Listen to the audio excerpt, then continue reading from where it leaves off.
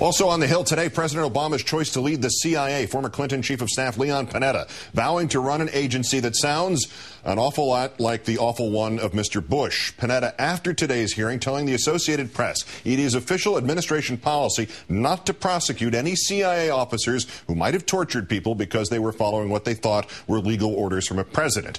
And at his hearing, backpedaling from his testimony yesterday that the U.S. had renditioned terror suspects, including sending them overseas to governments that tortured people, well, to other governments. Republican Senator Kit Bond pressing him, concluding bizarrely, blaming news reports for the CIA's bad intel.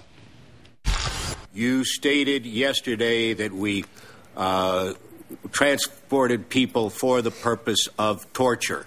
Now, nothing you've said tells me that you have any solid information for that. Do you have any information? So would you retract that statement? Senator, on that particular quote that people were transferred for purposes of torture, that was not the policy of the United States. It was clearly to transfer people for purposes of questioning and receiving assurances that that would not take place. So to that extent, yes, I would retract that statement. All right, because that's a serious assertion.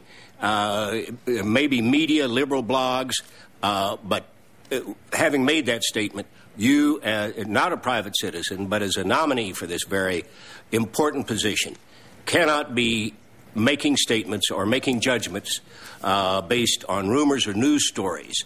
And that was one of the elements that was at the base of our misinformation and the bad intelligence we got. We'll try to explain that bit of kabuki theater in a moment, but in fact the administration ginned up bogus CIA intel from people like Ibn al-Sheikh al-Libi, who after he was renditioned to Egypt claimed that Saddam Hussein offered to train al-Qaeda operatives about WMD.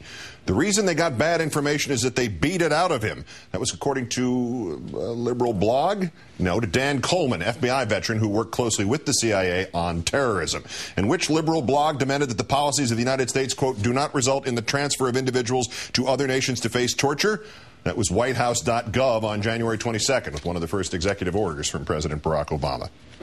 Let's turn now to Professor Jonathan Turley, scholar of constitutional law at George Washington University, in the wake of what Mr. Panetta said today. Thanks for your time tonight, John. Hi, Keith. You've addressed this before. Please summarize it again. On the assumption that you are going to prosecute those who ordered, why can't you ignore those who perpetrated?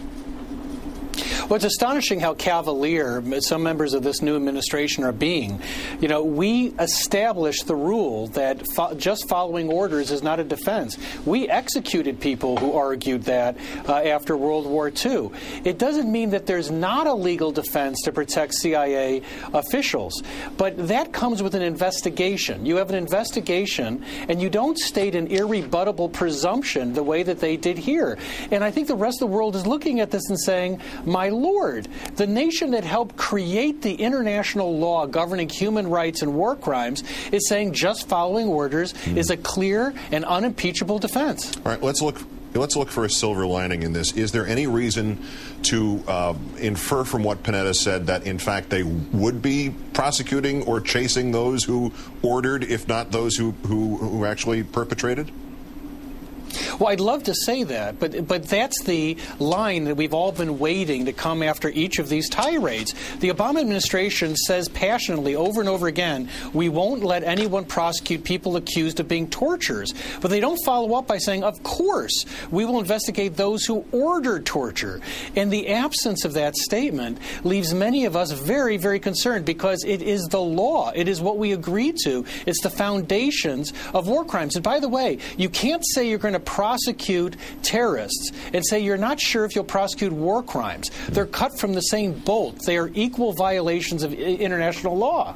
Yeah, absolutely. Why would Panetta blink on the factuality of renditioning for torture? I mean, should that make us worry, or is that just the sort of thing that you say to get the hearing over with fast when you're talking to some crazy senator like he seemed to be in that case? Well, I couldn't believe when he retracted that statement, because those stories are based on statements made by people in the administration. These stories quote people as saying that we have used rendition so that someone can be tortured. And one guy said, I think in the Washington Post, we don't beat these guys up. We send them to other places to have them beaten up. Well, that's not a liberal blog. That's not a newspaper. That's the people involved in the process. And it is part of the great shame that we were hoping this administration could at least partially lift from this nation. Yeah, we didn't send Al-Libby to Egypt so he could visit the baths.